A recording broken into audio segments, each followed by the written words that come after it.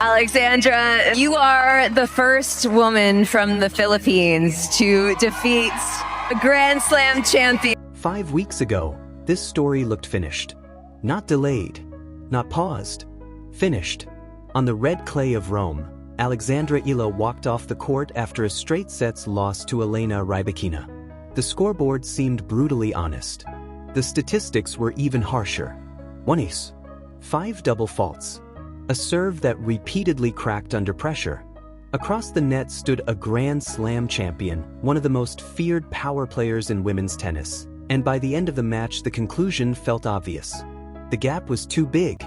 At least, that's what everyone thought. Because when people looked at that result, they saw a young player from the Philippines being reminded of her place in the hierarchy. They saw a rising talent learning a lesson from one of the sport's elite. They saw another chapter in a familiar story. What almost nobody noticed was how much was hiding beneath that final score.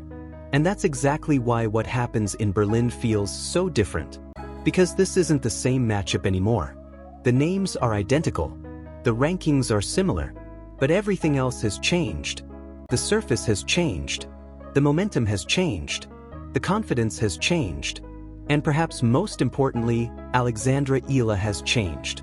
What makes this rematch fascinating isn't that she lost in Rome. It's how she lost. Because if you watched closely, there were moments when the match felt far more competitive than the score suggested. The rallies weren't one-sided. The shot-making wasn't one-sided. The movement wasn't one-sided. Again and again, Eala found ways to stay with Rybakina from the baseline. Her backhand redirected pace beautifully. Her angles forced uncomfortable movement. There were stretches where she looked capable of hanging with one of the biggest hitters in the world. But every time she gained momentum, one thing destroyed it. Her serve. It was like building a house during a storm. Every foundation she created was immediately washed away. She fought through rallies only to hand back free points. She earned pressure only to relieve it herself. And against a player like Rybakina, that is a death sentence. Yet here's the detail almost everyone overlooked. The match lasted over 90 minutes. That doesn't sound important, but it is. Because true blowouts don't last that long. Real domination feels quick, merciless, effortless. This wasn't that. In the first set, Eala fell behind but battled her way back. She refused to disappear. She refused to fold. At one point, she forced the set back into contention and made Rybakina work for every inch of separation. Then the serve betrayed her again. In the second set, the same pattern emerged. Competitive exchanges. Promising opportunities. Moments that suggested the gap wasn't as large as people assumed. And then a few service points changed everything. Just a handful. That was the difference. Not talent. Not athleticism. Not shot quality.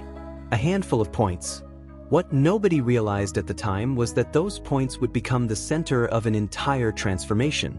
Because while most players would leave a loss like that frustrated, Eala left with something else. A blueprint. She knew exactly where the match had slipped away. And once you know the problem, you can start building the solution. That's when the story took an unexpected turn. A few weeks later, she arrived on grass. And suddenly everything looked different. The first signs appeared in Birmingham. At first, nobody paid much attention. After all, tennis is filled with short winning streaks. Players get hot. They find confidence. Then reality arrives. But this felt different. The victories started piling up. One opponent after another walked onto the court expecting a battle and walked off searching for answers. The scores became increasingly convincing. The movement became sharper. The shot selection became smarter. Most importantly, the pressure moments began producing completely different outcomes. The old version of Eala often played excellent tennis until the biggest moments arrived. The new version seemed to grow stronger when those moments appeared. Match after match, she kept finding solutions. Not power, solutions. That distinction matters. Because grass rewards intelligence as much as aggression. It rewards anticipation. Timing, decision-making, and Eala was suddenly showing all of it. Then came the final, and that's where things became truly interesting. She lost the opening set. For many players, that's merely an obstacle. For Eala earlier in her career, it often became something more dangerous. A turning point in the wrong direction. The doubt would arrive. The momentum would shift. The match would slowly slip away. But something happened that day. Something subtle. Something that doesn't show up in statistics. She stayed calm. No panic. No frustration. No emotional collapse. Instead, she adjusted. Point by point. Game by game. The second set belonged to her. Then the third became a test of nerve. The kind of test that reveals who a player really is when exhaustion, pressure, and expectation all collide at once.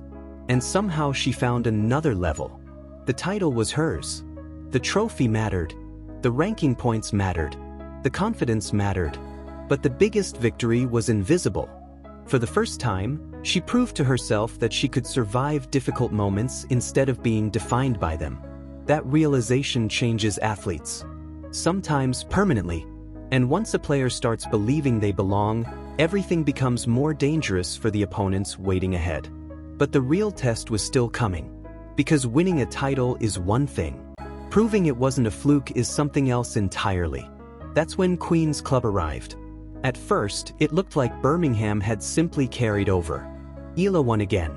The ball exploded off her racket. Her timing looked effortless. Her confidence was impossible to miss. The winning streak continued. The momentum kept growing. Everything appeared to be moving in one direction. Then, almost without warning, reality punched back.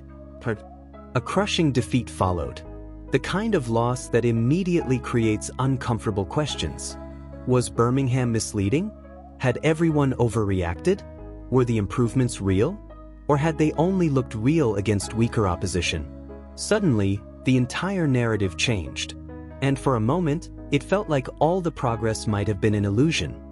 But the deeper you look at that defeat, the more complicated it becomes. Because sometimes losses reveal strengths just as clearly as victories. Her opponent that day brought relentless pace, relentless aggression, relentless pressure, the type of tennis that shrinks time itself. Every shot arrives earlier.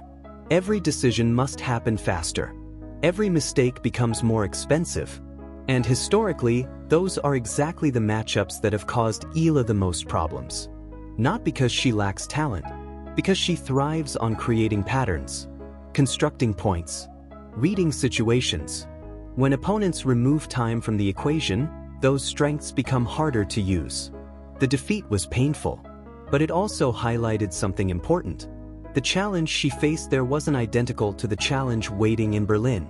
And that distinction could change everything. Because while Rybakina possesses enormous power, her path to victory is built differently. And on grass, those differences matter more than people realize. The question is no longer whether Alexandra Eala belongs on this stage. That question has already been answered. The real question is far more interesting. Has she improved enough to threaten one of the most dangerous players in the world? And the answer may depend on a weapon that looked broken just 5 weeks ago. A weapon that suddenly appears stronger than ever. Her serve. Because what happened next would force everyone to look at this matchup through a completely different lens. If Rome exposed Alexandra Eala's biggest weakness, Berlin may reveal whether she has finally turned it into a strength. And that's where the story becomes impossible to ignore. Because while most people focus on Rybakina's power, the aces, the titles, the ranking, and the reputation, grass courts have a way of exposing details that hard courts and clay often hide. Small details, tiny advantages, subtle differences, the kind that can completely alter a match. One of those differences starts with something many casual fans barely notice. Alexandra Eala is left-handed. On paper, that sounds insignificant. In reality, it changes everything, especially on grass. When a left-hander serves wide on the deuce side, the ball doesn't simply travel away from the returner. It drags them off the court. It stretches positioning. It creates angles that shouldn't exist.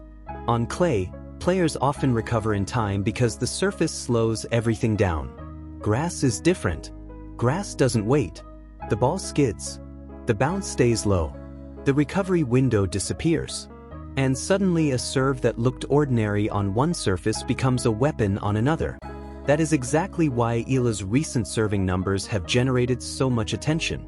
Against Donna Vekic, one of the most dangerous players she has faced this season, she produced something that felt almost unrecognizable compared to Rome.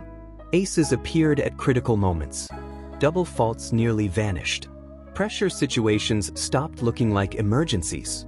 Most importantly, she saved break points when the match hung in the balance. And one moment stood above all the others. Serving for the match. The finish line in sight. Everything on the line. Then disaster struck. 3 break points. 0 margin for error. The crowd sensed the momentum changing. Her opponent sensed it too. This was exactly the type of situation where matches often unravel.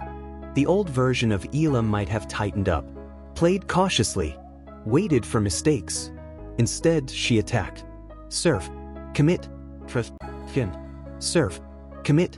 Trust. Fin. Within moments, the danger was gone. Not because her opponent played poorly, because Eala refused to surrender control.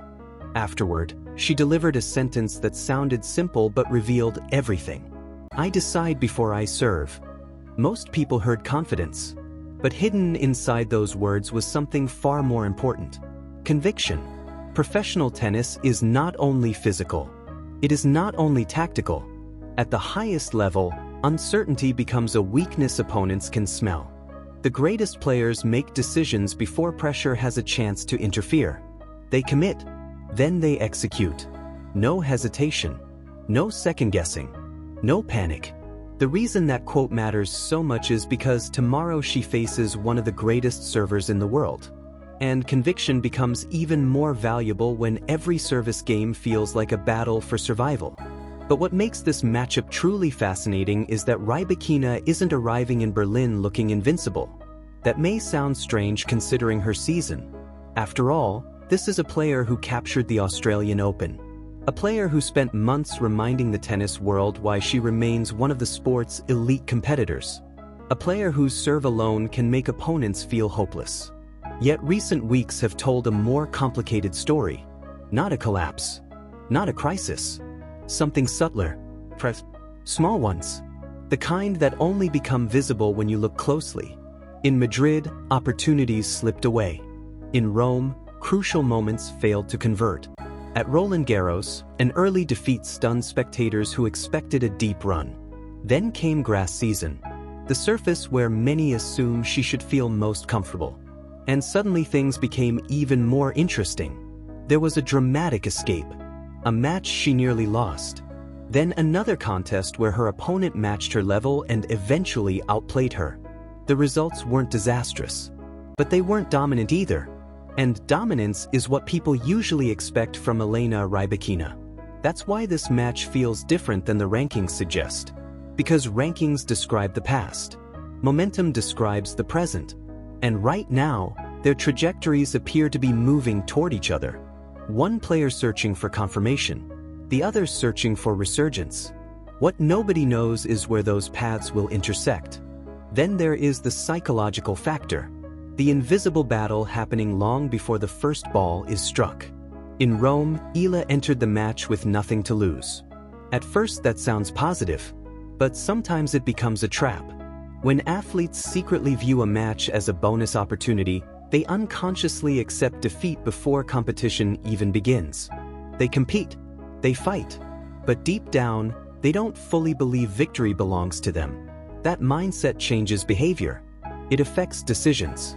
Risk-taking, aggression, confidence, everything. Berlin feels different. Now she owns a grass court title.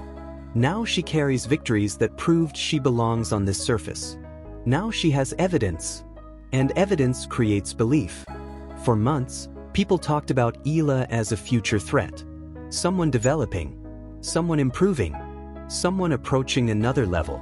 But there comes a moment when potential must become reality. A moment when prospects become contenders. This match may reveal whether she has reached that threshold. Because beating top players isn't about playing well for an hour. It's about sustaining belief when pressure becomes overwhelming. And nobody applies pressure quite like Rybakina. Every service game feels urgent. Every return game feels precious. Every missed opportunity feels larger than it should. That is why the opening minutes may determine everything. Not the final set. Not the closing games. The beginning. If Eala protects her early service games, the message becomes impossible to ignore.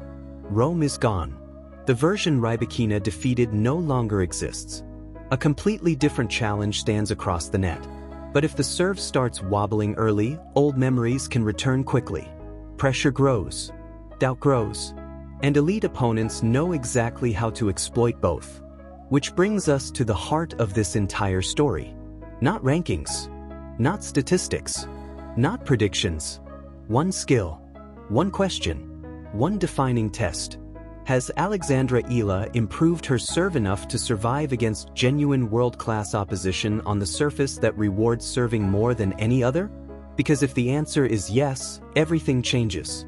Her ground strokes are already good enough. Her movement is already good enough. Her return game is already capable of creating opportunities.